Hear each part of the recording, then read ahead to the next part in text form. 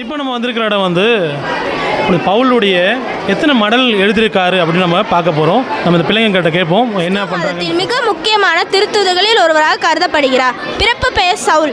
இவர் யூதராக பிறந்தார். ஆரம்ப காலத்தில் கிறிஸ்துவர்களை எதிர்த்தார். ஆனால் தமஸ்கல் செல்லும் வழியில் இயேசுவின் வெளிப்பாட்டை அனுபவித்த பிறகு மனம் மாறி இயேசுவின் தீவிர சீடராக ஆனார்.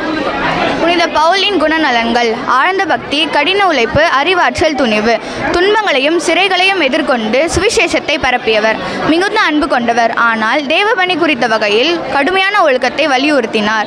இவரின் பணி: ஆசிய சிறுபகுதி, கிரேக்கம், ரோமா போன்ற பகுதிகளில் மிஷனரி பயணங்கள் செய்தார்.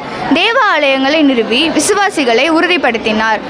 புதிய ஏற்பாட்டில் 13 கடிதங்கள் எழுதினார். உதாரணமாக கலாத்தியர், கொலிந்தியர், ரோமையர். மொத்தத்தில் பவுலின் வாழ்க்கை கிருபையால் மாற்றப்பட்டு அர்ப்பணிப்போடு வாழ்ந்த விசுவாசம் என்பதற்கு இதுவே சிறந்த சாட்சியாகும். பவுல் தனது பிரசங்க பயணிகளின் போது பல்வேறு இடங்களில் தேவாலயங்களுக்கு மற்றும் தனிநபர்களுக்கு மடல்கள் எழுதியுள்ளார். இவை பவுலின் மடல்கள் என்று அழைக்கப்படுகின்றன. ஒவ்வொரு மடலிலும் எழுதப்பட்ட இடம் குறித்து பண்டிதர்களுக்கு இடையே சிறு வித்தியாசங்கள் உள்ளன. ஆனாலும் பெரும்பாலும் ஏற்றுக்கொள்ளப்படும் தகவல்களை இங்கே தருகின்றன.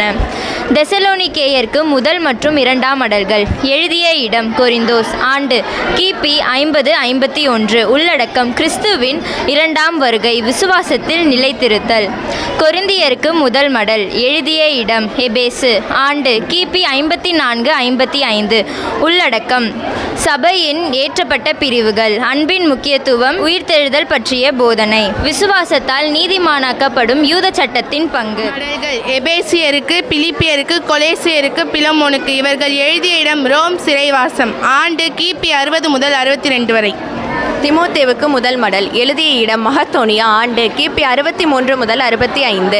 உள்ளடக்கம்: சபை நிர்வாகம், ஆசாரியர்களின் பொறுப்பு. தீத்துவுக்கு மடல். எழுதிய இடம் போலீஸ். ஆண்டு கிபி 63-65. உள்ளடக்கம்: சபை நிர்வாகம், நன்னடத்தை பற்றிய உபதேசம். திமோத்தேவுக்கு 2ஆம் மடல். எழுதிய இடம் ரோம் 2ஆம் சிறைவாசம். ஆண்டு கிபி 66-67. உள்ளடக்கம்: இறுதி ஊக்க உரை, நம்பிக்கையுடன் இறுதி வரை நிலைத்திருந்தல். விவிலிய ஞாயிறு நம்மளுக்கு கூறும் 3 முக்கிய அழைப்புகள். வாசிக்க வேண்டும். தினமும் வேதத்தை வாசித்து மனதில் பதிய வேண்டும்.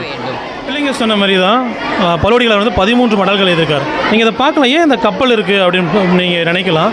ஏன் கப்பல் இருக்குன்னா பவுலடிகளார் வந்து அவர் சென்ற இடங்களெல்லாம் வந்து கப்பலை பயன்படுத்தி தான் அவர் வந்து நற்செய்தியை போதிச்சார். ஸோ அதனால தான் இந்த பிள்ளைங்க வந்து கப்பலை வச்சு நல்லா சூப்பராக எக்ஸ்பிளைன் பண்ணியிருக்காங்க. இவங்களுக்கும் ஒரு நல்லா கைத்தட்டல் கொடுத்து சூப்பராக பண்ணியிருக்கீங்க. ஒரு புதுமையான ஒரு கான்செப்டை பண்ணியிருக்கீங்க. ஸோ யாருமே இதுமாதிரி பண்ண மாட்டாங்க. கேஷுவலாக எத்தனை மடல்கள் தான் பண்ணுவாங்க. ஆனால் நீங்கள் சூப்பராக பண்ணியிருக்கீங்க. All the best. Super. Thank you.